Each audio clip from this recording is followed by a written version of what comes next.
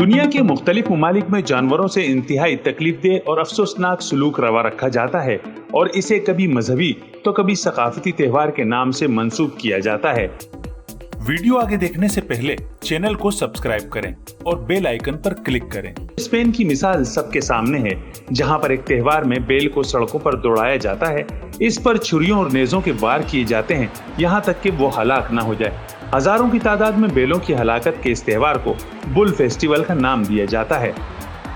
Denmark में हजारों dolphin मछलियों को मजहबी त्योहार वेल किलिंग फेस्टिवल के नाम पर मार दिया जाता है। यहूदी अपने गुनाहों की भेंट चढ़ाने के लिए मुर्गियों को पत्थरों पर पटक पटक कर बेदर्दी से मार देते हैं और इसे केपरोट फेस्टिवल का नाम दिया जाता है। इसके अलावा कई मज़ाहिब और सकाफतों में जानवरों और परिंदों को अपने गुनाहों के कफ़ारे या महज तफरी की गर्ज से हलाक कर दिया जाता है, लेकिन इस पर कहीं से तनकीद नहीं होती।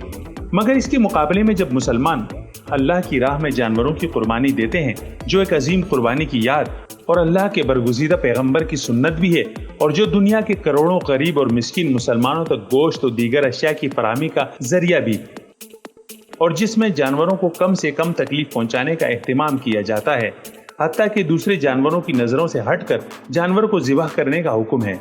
ज़बीहा से कबल जानवरों को चारा खिलाने और पानी पिलाने का खुसूसी एहतमाम किया जाता है।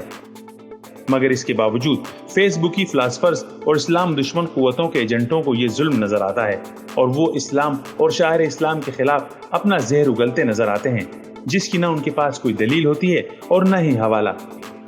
अल्लाह ताला हमें दीन हक पर चलने और इसके अमाल को दुरुस्त तरीके से समझने की तौफीक अता फरमाए।